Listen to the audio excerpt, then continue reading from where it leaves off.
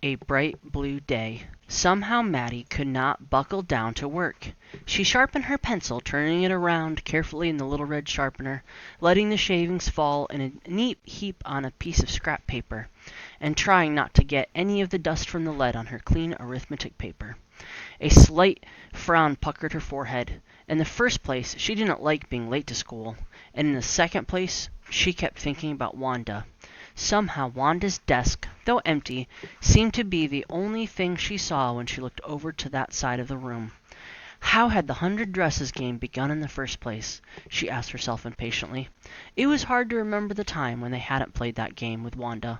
Hard to think all the way back from now, when the 100 Dresses were like the Daily Dozen, to then, when everything seemed much nicer. Oh yes, she remembered. It had begun the day when Cecilia first wore her new red dress. Suddenly the whole scene flashed swiftly and vividly before Matty's eyes. It was a bright blue day in September. No, it must have been October, because when she and Peggy were coming to school, arms around each other and singing, Peggy had said, "You know what? This must be the kind of day they mean when they say October's bright blue weather." Matty remembered that, because afterwards it didn't seem like bright blue weather anymore, although the weather had not changed in the slightest.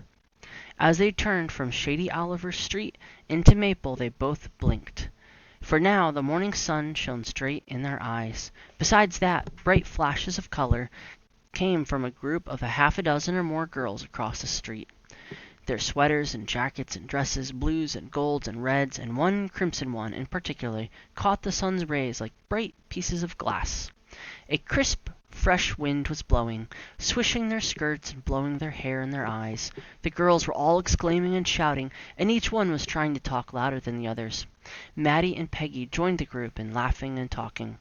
"Hi, Peg! Hi, Matty!" they were greeted warmly. "Look at Cecile!" What they were all exclaiming about was the dress that Cecile had on, a crimson dress, with cap and socks to match. It was a bright new dress and very pretty.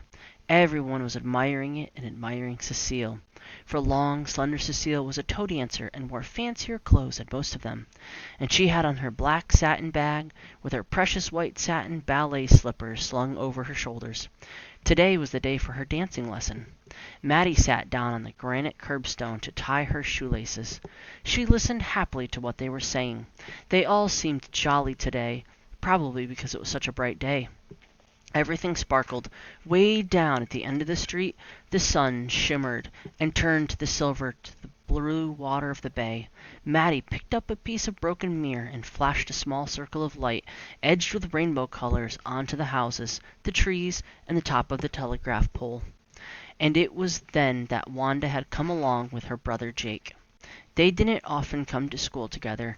Jake had to get to school very early, because he helped old Mr. Heaney, the school janitor, with the furnace, or raking up the dry leaves, or other odd jobs, before school opened. Today he must be late.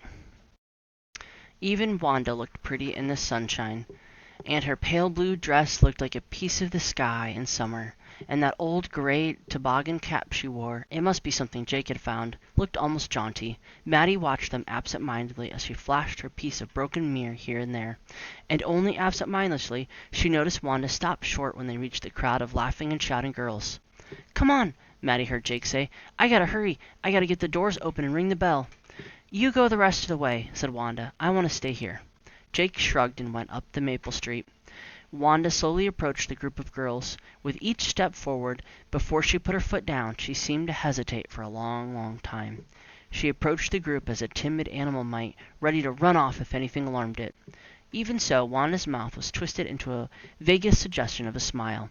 She must feel happy too, because everybody must feel happy on such a day. As Wanda joined the outside fringe of girls, Matty stood up too and went over close to Peggy to get a good look at Cecile's new dress herself. She forgot about Wanda, and more girls kept coming up, enlarging the group and all exclaiming about Cecile's new dress. "Isn't it lovely?" said one. "Yeah, I have a new blue dress, but it's not as pretty as that," said another. "My mother just bought me a plaid, one of the Stuart plaids." So she's in her new dress. All the girls are looking at it. And here's Jake walking away. "I got a new dress for dancing school. I'm going to make my mother get me one like Cecile's." Everyone was talking to everybody else. Nobody said anything to Wanda, but there she was, a part of the crowd. The girls closed into a tighter circle around Cecile, still talking all at once and admiring her, and Wanda was somehow enveloped in the group. Nobody talked to Wanda, but nobody even thought about her being there. Maybe, thought Maddie, remembering what should happen next, maybe she figured out all she had to do was say something she'd really be one of the girls. And this would be an easy thing to do because all they were doing was talking about dresses. Maddie was standing next to Peggy. Wanda was standing next to Peggy on the other side. All of a sudden, Wanda impulsively touched Peggy's arm and said something. Her light blue eyes were shining and she looked excited like the rest of the girls. "What?" asked Peggy, for Wanda had spoken very softly. Wanda hesitated a moment and then she repeated her words firmly. "I got 100 dresses home." "That's what I thought you said. 100 dresses, 100. Peggy's voice raised itself higher and higher. "Hey, kids," she yelled. "This girl's got 100 dresses." Silence greeted this, and the crowd, which had centered around Cecile and her new finery, now centered curiously around Wanda and Peggy. The girls eyed Wanda first incredulously and then suspiciously. 100 dresses, they said. "Nobody can have 100 dresses." "I have, though." "Wanda has 100 dresses." "Where are they, then?" "In my closet." "Oh, you don't wear them to school?" "No, for parties." "Oh, you mean you don't have any everyday dresses?" "Yes, I have all kinds of dresses." "Why don't you wear them to school?" For a moment Wanda was silent to this. Her lips drew together, and then she repeated stolidly, as though it were a lesson learned in school. 100 of them, all lined up in my closet." "Oh, I see," said Peggy, talking like a grown-up person. "The child has 100 dresses, but she wouldn't wear them to school. Perhaps she's worried of getting ink or chalk on them." With this everybody fell to laughing and talking at once. Wanda stolidly looked at them, pursing her lips together, wrinkling her forehead up to that gray toboggan slipped way down upon her brow. Suddenly, from down the street, the school gong rang its first warning. "Oh, come on, hurry," said Maddie, relieved. "We'll be late." "Goodbye, Wanda," said Peggy. "Your 100 dresses sound beautiful." More shouts of laughter greeted this, and off the girls ran, laughing and talking and forgetting Wanda and her 100 dresses. Forgetting until tomorrow, and the next day, and the next, when Peggy, seeing her coming to school, would remember and ask her about the 100 dresses. For now, Peggy seemed to think it. A day was lost if she had not had some fun with Wanda, winning the approving laughter of the girls. Yes, that was the way it had all begun, the game of the 100 dresses. It all happened so suddenly and unexpectedly, with everybody falling right in, that even if you felt uncomfortable as Maddie had, there wasn't anything you could do about it. Maddie wagged her head up and down. Yes, she repeated to herself, that was the way it began, that day, that bright blue day. And she wrapped up her shavings and went to the front of the room to empty them in the teacher's basket.